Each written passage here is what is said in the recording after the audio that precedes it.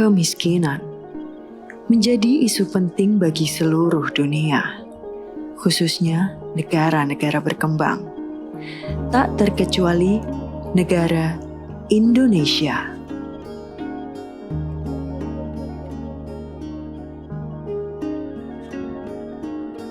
Rumah bagi 269 juta jiwa yang terpisah oleh atap yang membatasi antara orang kaya dan orang miskin.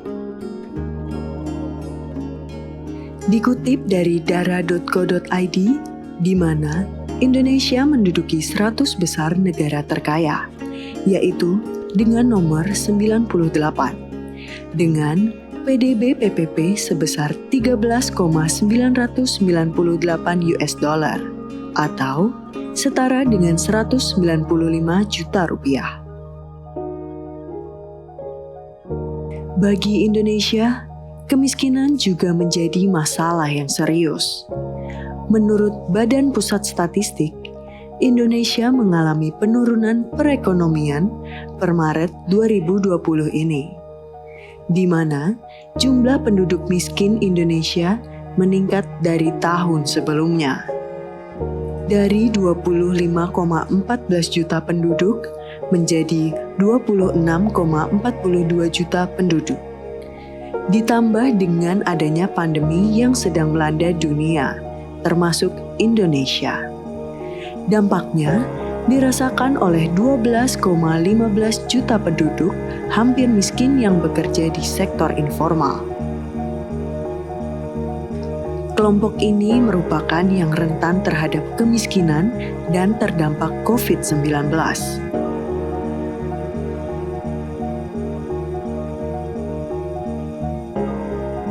Jika membahas keadaan Indonesia, tentu DKI Jakarta pun tidak luput dari permasalahan yang menimpa Indonesia. Sekitar 17 juta orang hidup di daerah metropolitan ini. Banyak di antaranya menderita di bawah pertumbuhan perkotaan yang cepat, tanpa akses ke pelatihan atau kualifikasi pekerjaan.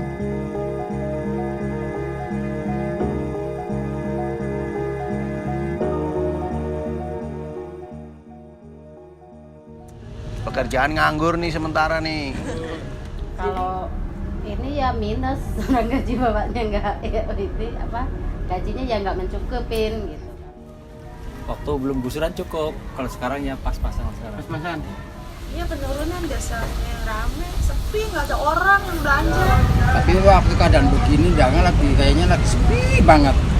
Nyari untung juga susah, apalagi buat makan ya. Kalau pas-pasan aja dah, kalau buat dagang buat makan. Nah di Pasar Jatinegara aja ini kemarin kan dibagi yang kerja. Seminggu masuk, seminggu enggak.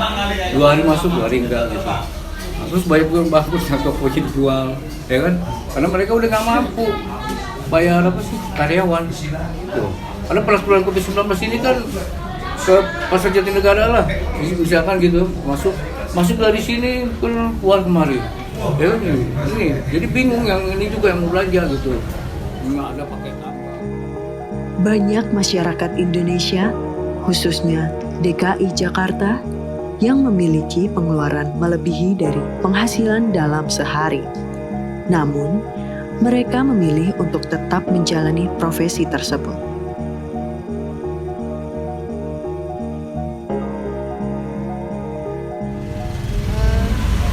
Pendidikan terakhir Bapak apa ya? SD. Cuman kan sekarang sekolahnya di rumah ya, kadang-kadang kuota yang bikin ini sih buat anak sekolah ini gitu. Kan anak saya 4, harus semuanya sekolah gitu. Juga enggak, soalnya enggak sekolah sih saya sih. Nggak ada keahlian lain gitu. Kan dia udah ininya di situ gitu. Karena udah biasa, udah bertahun-tahun.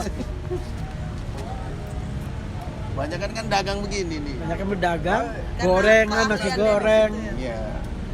Pengalamannya dagang. Hal tersebut yang membuat masyarakat Indonesia masih saja terpuruk dalam kondisi ekonomi yang memprihatinkan.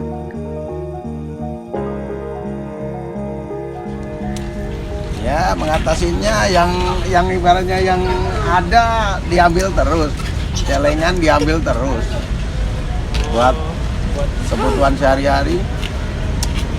Ibaratnya tabungan diambil lah.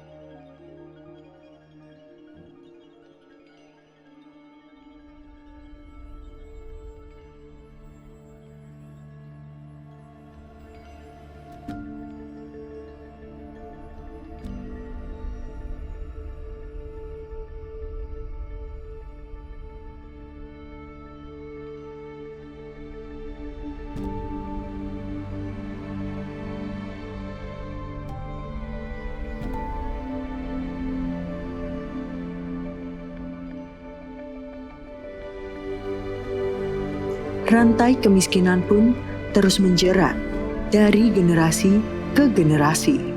Kita beri contoh, si A yang terlahir dengan kondisi keluarga yang cukup dan si B yang terlahir dengan kondisi keluarga yang kurang.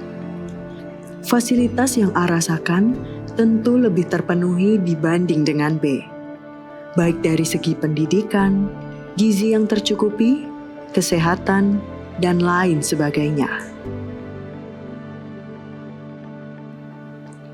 Selain dari masyarakat, pemerintah juga telah melakukan berbagai upaya dalam hal memutus rantai kemiskinan di Indonesia, terlebih di DKI Jakarta. Pemerintah telah melakukan upaya pemutus rantai kemiskinan seperti memberi bantuan sosial, membagikan dana BLT atau bantuan langsung tunai, menyalurkan dana subsidi silang, bantuan pendidikan dalam bentuk dana BOS, pendidikan wajib tanpa pungutan biaya, bantuan dalam bentuk sembako, maupun bantuan-bantuan jenis lainnya.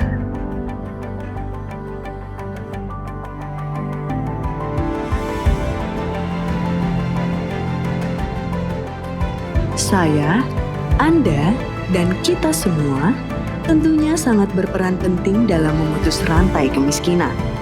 Tidak hanya di DKI Jakarta, tetapi seluruh penduduk di bumi pertiwi ini harus bahu-membahu dalam rangka pemutusan rantai kemiskinan di negara kita. Bersatu untuk saling membantu menjadi langkah awal untuk mewujudkan tujuan Indonesia dalam rangka memastikan semua penduduk, terutama penduduk miskin dan rentan, untuk mendapatkan hak setara, mengakses sumber ekonomi, seperti halnya hak layanan dasar, hak kepemilikan dan akses pada lahan, serta memastikan mereka memperoleh akses teknologi.